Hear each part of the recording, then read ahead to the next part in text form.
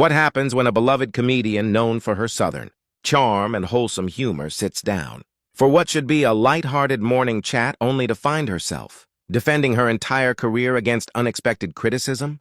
Today, we're diving into the shocking moment that left studio audiences gasping and social media erupting. Leanne Morgan, the woman who built her comedy empire on stories about motherhood, marriage, and middle age, found herself in the hot seat when a casual conversation took a sudden turn into uncomfortable territory. If you want to see how a simple question about her comedy style turned into a full-blown confrontation that ended with one of the most talked-about walk-offs in morning television history, you'll want to stay for this entire story. Be sure to hit that subscribe button and drop a comment below telling us what you think about what went down, because this one is intense. The morning began like any other at Studio 1A in Rockefeller Center. Leanne Morgan walked onto the set of Today with Jenna and Friends wearing her usual warm smile and a bright floral blazer that radiated Southern hospitality. The audience cheered and gave her a standing ovation before she even reached the couch. Jenna Bush-Hager stood to greet her with open arms, and the two women hugged like old friends, even though this was actually their first time meeting in person.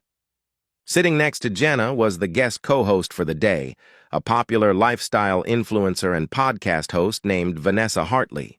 Vanessa had built her brand on what she called radical honesty and unfiltered discussions. She had been stirring up attention recently with her bold takes on parenting, pop culture, and what she saw as outdated entertainment standards. Her appearance on the show was part of the network's effort to bring in new voices and connect with younger audiences. The three women settled into the plush chairs, coffee mugs in hand with the iconic New York City skyline glimmering through the windows behind them. The mood in the studio was upbeat, the kind of energy that promises a fun and easy segment. Leanne had been on a press tour promoting her latest Netflix special, and every interview so far had been filled with laughter and heartwarming moments about her journey from being a stay-at-home mom in Tennessee to selling out theaters all across the country. Jenna kicked off the interview with her usual enthusiasm. Leanne, oh my gosh, I have to tell you. My mom and I watched your special together last weekend, and we were crying, laughing. That story about your mammogram. How do you find humor in those moments most of us would rather forget? Leanne's face brightened, her Southern accent comforting and familiar. Well, honey, I think that's the thing, isn't it? We all go through awkward, uncomfortable stuff, but nobody wants to talk about it at the dinner table. So I figure, why not talk about it on stage, where at least we can all laugh together? If we can't laugh about our bodies falling apart after 50, what can we laugh about? The audience chuckled warmly. Jenna nodded with a big smile. That's what I love about your comedy. It feels like sitting on a porch with your best friend, just chatting about life. There's nothing mean-spirited about it, nothing that punches down. It's just real. Leanne smiled appreciatively and took a sip of coffee. Thank you, sweetheart. That means the world to me. I came up doing comedy in small-town churches and community centers where your mama and grandma might both be sitting in the front row. I always wanted to keep it clean, keep it kind. There's enough ugly in the world without me adding more. That's when Vanessa, who had been quiet so far, leaned forward slightly.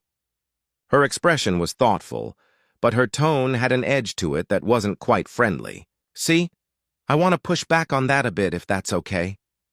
Leanne turned toward her, still smiling, though there was a hint of confusion in her eyes. Of course, honey. Go ahead.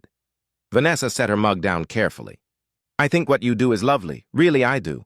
But I guess my question is, does playing it safe actually help your audience? You talk about marriage and kids and getting older, but you do it in such a sanitized way that doesn't really challenge anyone or make them uncomfortable.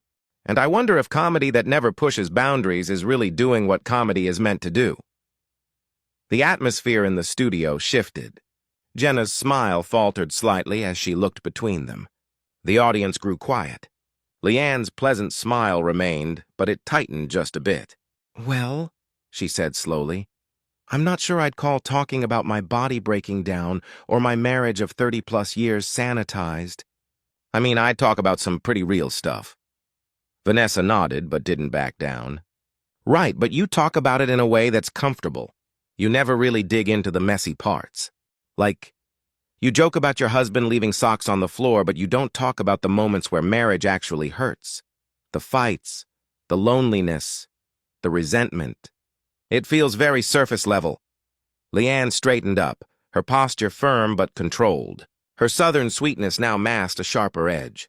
I actually think I do talk about the real parts, sweetheart. Just because I don't curse or drag every secret into the open doesn't mean I'm being shallow. I talk about postpartum depression, about financial stress, about feeling invisible as you age. I just choose not to make it dark or depressing.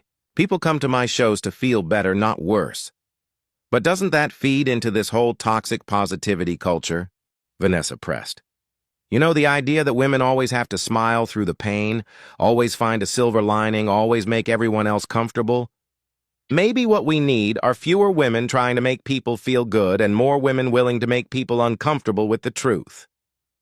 Jenna quickly jumped in, her voice a little too bright. I think there's room for all kinds of comedy, right? We need people like Leanne who find light in dark places, and we also need comics who push the envelope. Different strokes for different folks. Leanne nodded at Jenna gratefully, but kept her gaze on Vanessa.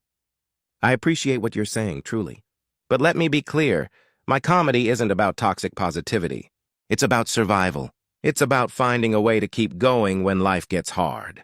For a lot of women, especially women my age, learning to laugh at our own stories is actually revolutionary. It's power. Is it, though? Vanessa asked calmly but pointedly. Or is it just another way of keeping women in their place? Laugh about your problems instead of demanding better. Make your pain funny so everyone stays comfortable. Stay likable. Stay safe. The studio was dead silent now. Jenna's eyes darted nervously toward the crew. Leanne's smile disappeared completely. You don't know anything about me, she said quietly. And it's insulting that you'd sit here and suggest that because I choose kindness, I'm setting women back. I'm not saying that, Vanessa said quickly. I'm saying maybe we should question why women comedians feel they have to be so nice to succeed. Male comedians can be raw and messy, but women always have to be sweet. They have to make sure nobody's uncomfortable. Leanne's jaw tightened. Honey, I'm 56 years old. I've been doing this for more than 20 years. I built my career exactly the way I wanted, on my terms, telling my stories. The fact that you think that's because I'm afraid says more about you than me. Vanessa didn't flinch. She leaned back, crossing her legs. I'm not questioning your success, Leanne. I'm questioning the system that rewards certain types of women's voices and sidelines others. And I think it's worth asking why the women who make it big tend to be the ones who don't threaten the norm. Leanne let out a humorless laugh. The norm? Honey, when I started, I was a 40-year-old mother of 3 from rural Tennessee with no agent, no connections, no business being on a stage. The norm didn't want me anywhere near it. I fought for every inch of ground I have. Jenna tried again, her voice shaky but cheerful. Ladies, maybe let's talk about something lighter. Leanne, I heard there was a funny moment during the taping of your special. But Leanne wasn't finished. She kept her focus on Vanessa. You know what's interesting? Young women like you seem to think the only way to be real is to be harsh. You've confused bitterness with depth. Kindness doesn't mean weakness. Finding joy doesn't make you shallow. Vanessa stayed calm, which seemed to frustrate Leanne even more. I hear you, Vanessa said. I just think we can acknowledge that certain kinds of comedy get praised while others get dismissed. And the ones that get celebrated are the ones that make people feel safe. What power structures are you talking about? Leanne asked, her voice rising slightly. I talk about the healthcare system, the beauty industry, how women become invisible as they age. Just because I'm not yelling doesn't mean I'm not speaking the truth. But you're saying it in a way that lets the audience off the hook, Vanessa countered.